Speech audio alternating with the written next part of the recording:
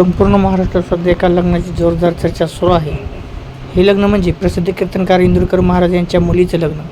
100 acre परिसर, भव्य मंडप, 3 लाखाहून अधिक पाहुणे, मुख्यमंत्री, उपमुख्यमंत्री आणि अनेक दिग्गज नेत्यांची उपस्थिती. हे लग्न जणू एखाद्या राजशाही सोहळ्यासारखं पार पडलं. पण लग्नाच्या दुसऱ्या दिवशी एक अत्यंत खरं सत्य समोर आलं, ज्यामुळे संपूर्ण महाराष्ट्रात पुन्हा चर्चा सुरू झाली. लोकांच्या मनात एकच प्रश्न होता, इतकं भव्य लग्न झालं पण महाराजांचं जावई नेमका कोण आहे? कारण एवढा मोठा सोहळा म्हणजे समोरची व्यक्ती साधीसुधी नसेल हे सगळ्यांनाच वाटत होतं. आणि मग हळूहळू साहिलचे लग्न या नावामागचं सत्य समोर येऊ लागलं. मित्रांनो, लोकांनी महाराजांवर टीका केली. लोकांनी कमी खर्चात लग्न करा असे सांगणारे महाराज स्वतः करोडोंचा खर्च कसं काय करू शकतात असा सवाल उपस्थित राहिला. पण दुसरीकडे काही लोक म्हणत होते, मुलीच्या लग्नात प्रत्येक बापाचं स्वप्न असतं की आपल्या लेकीचं लग्न थाटामाटात व्हावं.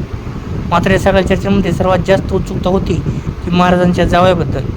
साहिलचे लग्न नेमका कोण, काय करतो, त्याचं कुटुंब किती मोठं आहे आणि इंदुरकर महाराजांनी आपल्या मुलीसाठी त्यालाच का निवडलं? चला तर मग जाणून घेऊया या संपूर्ण प्रकरणामागचं सत्य.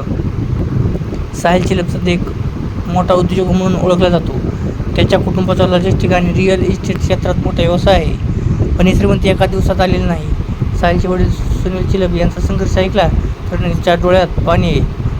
आज ज्या कुटुंबाकडे शेकडो ट्रक, कंटेनर, मोठे प्रोजेक्ट आणि कोट्यावधींचं साम्राज्य आहे, ते कुटुंब एकेकाळी अत्यंत साधं शेतकरी गरीब कुटुंब होतं. त्याच्या पळमुळं पुणे जिल्ह्यातल्या जुन्नर तालुक्यातील काठेड गावात आहे. 2003 साली सुनील चिलम काही पैसे खिशात घेऊन मुंबईत गेले. सुरुवातीला त्यांनी ट्रान्सपोर्ट क्षेत्रात एक सामान्य कर्मचारी म्हणून काम केलं.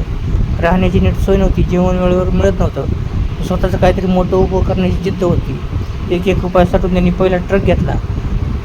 त्या एका ट्रकपासून सुरू झालेला प्रवास आज शेकडो कोटींपर्यंत पोचला आहे.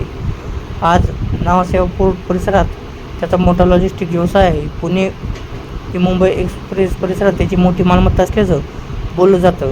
रिअल इस्टेट, ट्रान्सपोर्ट आणि शेती अशा अनेक क्षेत्रात चिलम कुटुंब कार्यरत आहे. पण मित्रांनो, इंदुरकर महाराजांनी फक्त पैसा पाहून निर्णय घेतला का?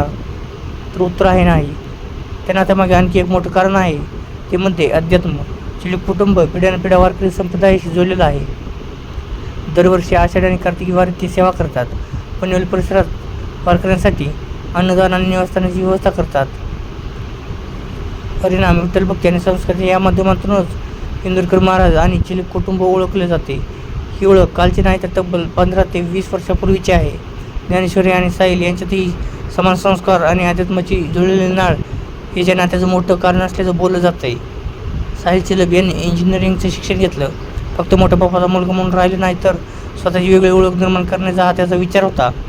त्यांनी आधुनिक शिक्षण वळणाचा अनुभव याची सांगत घालत व्यवसाय वाढवला. विशेष म्हणजे एवढी श्रीमंती असूनही तो प्रसिद्धीपासून दूर राहिलेला नाही. तर मित्रांनो, तुम्हाला काय वाटतं? ज्ञानेश्वरी आणि साहिल यांच्या नव्या आयुष्यासाठी शुभेच्छा असतील तर कमेंटमध्ये नक्की सांगा. आणि अशाच मोठ्या बातम्या आणि सविस्तर रिपोर्टसाठी मराठी भूमी चॅनलला सबस्क्राईब करायला विसरू नका. धन्यवाद. जय महाराष्ट्र.